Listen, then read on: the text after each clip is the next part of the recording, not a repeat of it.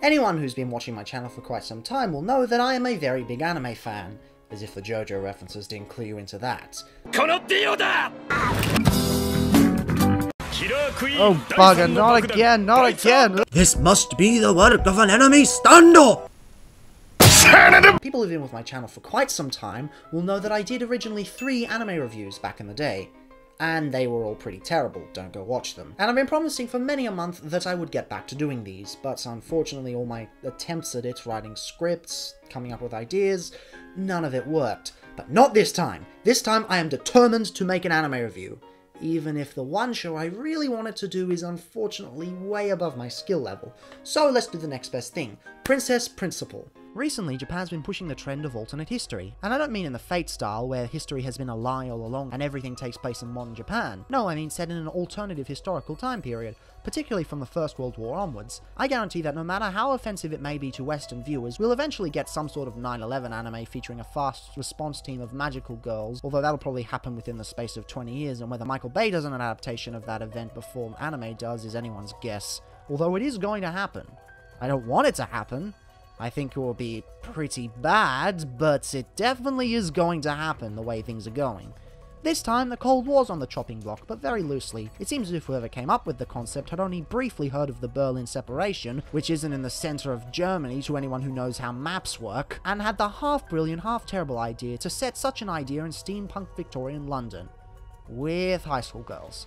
And no, this wasn't the writer who came up with this, but rather a production committee, as I successfully predicted while chatting on Discord during episode 3's run. Fortunately, the writer has a decent pedigree, working on shows such as Code Geass, Azumanga Daioh, Cabaneri of the Iron Fortress, and Valve Rage the Non-Consensualator. Guess which episode I dropped the show at? Okay, I'm gonna be honest with you, I did not know that this wasn't in fact footage from Valve Rage the Liberator. It was that generic a series. His writing style is very suited for this kind of series, and is very good at placing exposition in either a unique way or cutting it out entirely. He may not be the best writer in the world, but for an episodic espionage action series, he seems to be a good enough fit. Also, it's fortunate that he managed to actually do research on the Cold War that the production committee clearly wasn't focusing on, which is clear from the dark undertones and the subtle reference in the protagonist's name. I'm surprised no one else has mentioned this when discussing the series. What's not so fortunate is how the circumstances are at odds with the writing style itself. The typical anime motto of throw cute girls at it doesn't always work, and I fear in many ways it holds the show back. I'm glad the show doesn't heavily rely on fan service, aside from the subtle and rather subdued uses of femme fatale characteristics, which is appropriate to the genre, but come on. It's a spy story. Do we really need the moe? Was it really that necessary? So yes, due to the production committee, we're stuck with moe girls as the main cast. They're given a story reason to be there that seems to work in the world around them, but from a writing perspective it seems like a plain dumb idea. Under any other circumstances, such as being tied to existing source material, or being given to a less competent studio or director, it would have been an easy flop. Thankfully, it's not. For the most part. And that part is due to the characters. If you want to make cute girls not get annoying, then they need to have personalities that don't make you want to stick a high-powered drill that's currently turned on into your brain, Beatrice! But fortunately, most of the cast is serviceable. None of them are exceptionally nuanced, and unfortunately you won't be getting the cynicism towards the worlds and the multi-layered character depth found in Le Carre's novels, but it's an anime with cute girls in it, so what do you expect? On that topic, Ange Le Carre is our protagonist. Kinda. The show tried to be an ensemble cast with individual episodes given to each character, but come on, you're not fooling anyone, she's the protagonist. Part of an elite spy group taught at a spy school that may or may not be killing people who are unworthy behind closed doors, a compulsive liar, and on a mission to liberate England from the Queen's rule, she's okay. Her layers upon layers of lies are neither annoying nor medium defining, and in terms of protagonists, I'll probably end up forgetting her in a few weeks after writing this. Her backstory ends up being tied to the princess of the show, Charlotte, and compared to Anne, she's even blander. Essentially, she's a carbon copy of that other show's princess. 1 second. Let me just Google this. God damn, I've seen a lot of shows at this point. No, I'm not seeing it. Here we go. Oh, right. Yeah, that was the one with Princess Fine, or whatever her name was. Yeah, these princesses seem very similar in the sense that they're both boring to watch. That said, I will say that the backstory ties the two together quite well. I won't spoil it, although I figured it out by episode 2, and during the big plot reveal in the middle of the series, I was confused, thinking it was just supposed to be common knowledge. That said, in the unlikely event that you don't have a clue what's going on by episode 2, I'll leave you to discover it for yourself. All I'll say is that despite these two characters being as flat as an ironing board, the stories behind them are very intriguing. Besides, in a show where action and espionage are the main focus, multi-layered characters are a plus, but not the main focus. The other secondary characters vary in their degrees of memorability. My favourite of the group would have to be Dorothy, not because of waifu reasons, because honestly I don't give a shit about whose waifu is who and which one is best girl, honestly I just want characters. She provides a welcome change to the traditional femme fatale archetype. Instead, she's a more carefree thrill seeker, showing her seductive tendencies as a tool for the job rather than a defining character trait.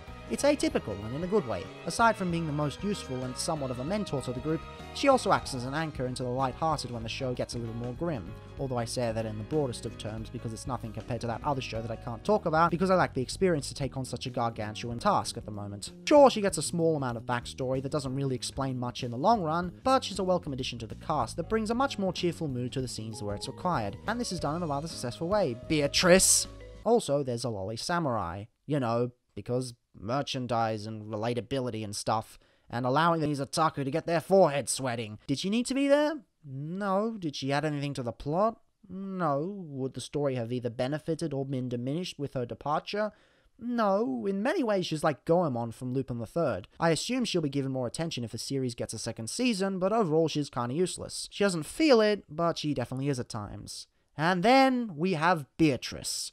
If I had to guess, I'd say that the production committee insisted on having a more traditional anime girl, and oh boy do they try to shove her in the viewer's face. Compared to Chise, the samurai I mentioned earlier, she's far more useful. But anytime she starts complaining for more than 3 seconds, she becomes unbearable to watch. Her character is at complete odds with the story, and her voice alone is easily the worst aspect of the whole series. It's even at odds with the narrative, because her main asset is the ability to change her voice at will to match anyone else's. In that case, why doesn't she choose a much less grating voice? I'd imagine with all the experimentation done on her, her original voice is gone at this point. If it's sentiment, at least explain it. Which brings me to the complete lack of depth in her character. I know I've criticized the others for being pretty bland, but Beatrice is by far the most underdeveloped. Even in the opening she seems out of place. Everyone mysteriously looking at the camera and then she's just walking along oblivious. Then when everyone's getting their badass moments, she's just screaming her head off in the back seats. She's a cookie-cutter insert from the corporate bigwigs that don't really understand how spy thrillers are supposed to work. And because of this, she's one of the 2 characters I actually remember the name of.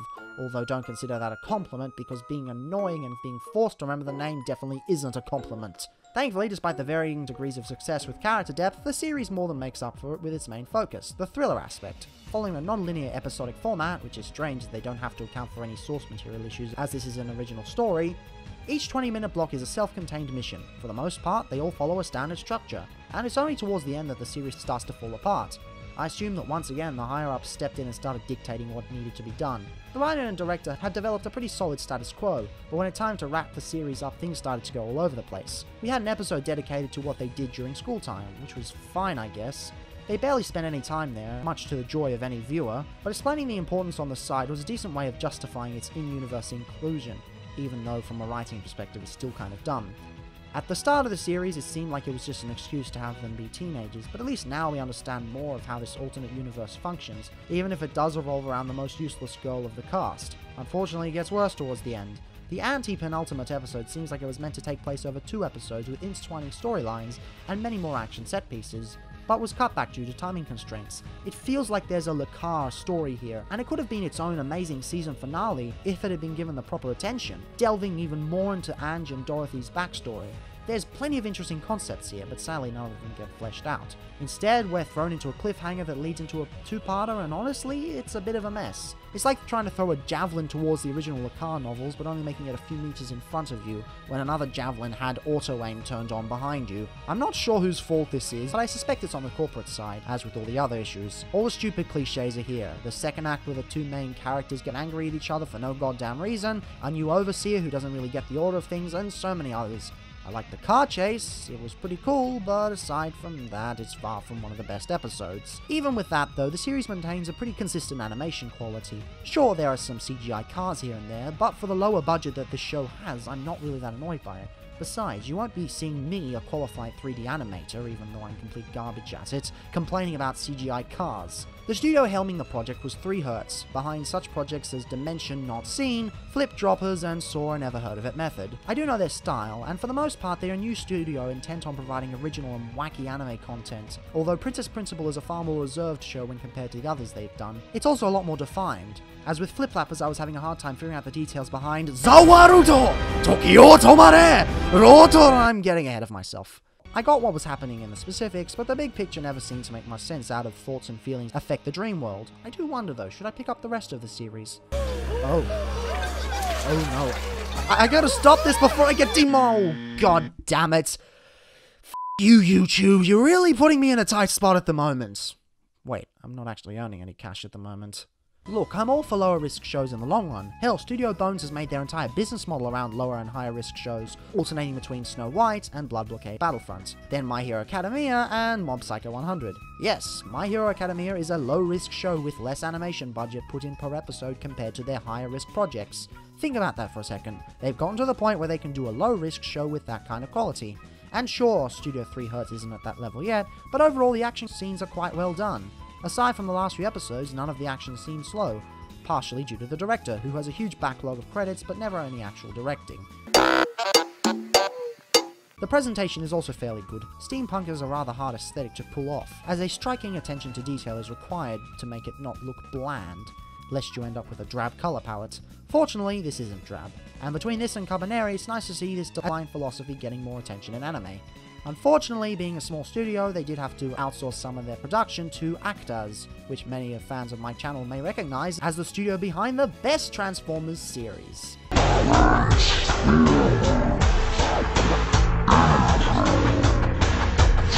One thing I do have issues specifically though, when it comes to direction and presentation, is the music, which I know is a bit of a tangent, but this script is already long as it is and I need to wrap it up.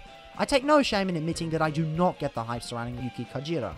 Her work on Sword Art Online was serviceable, but in the long run nothing to write home about. Her work in Fate Zero seemed to get overshadowed by the visuals on display. She's done some theme song work, but a lot of the time I just don't remember it. She's not bad by any means, but her inclusion here isn't the most appropriate. My primary issue is that this series was attempting to go for a jazz soundtrack, and unfortunately that's just not where her strengths lie. The soundtrack never quite gets that cool factor down pat, and often drags itself along for longer than it needs to. It's also used far too often, and one quickly finds themselves tiring of the songs after a few episodes. The only reason the songs get stuck in your head is because they're played far too many times. She's actually done work on jazz soundtracks before, apparently working on the Baccano theme. I assume this is referring to the opening title and not the actual song titled Baccano theme, but that theme always struck me as odd. Being a jazz musician, the melody seemed weirdly composed in a very counterintuitive way. If given to a jazz arranger, it would have been written very differently and a lot more streamlined. It's not a bad song, and in fact none of the songs in this series are specifically bad, but let me put it this way, this is jazz.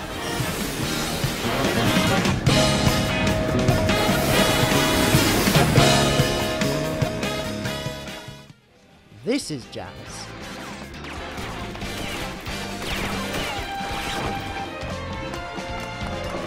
This is not. Overall, Princess Principal is a fairly average show, but when you take each of the individual aspects, there's some that really work and some that fall a bit flat. Because of that, it ends up fairly memorable, and despite not being the best show of the season, it's still a very fun ride that I won't quickly forget. Because of some of the issues with the storytelling, I really hope this gets a second season, and because there's no source material to draw upon, this could happen as early as next year. That is, provided the Blu-rays sell well in Japan. So all we can do is spread the word of the series and hope it gets out there. In the meantime, I hope that 3Hz continues to focus on original content, because they have really hit their stride as of late.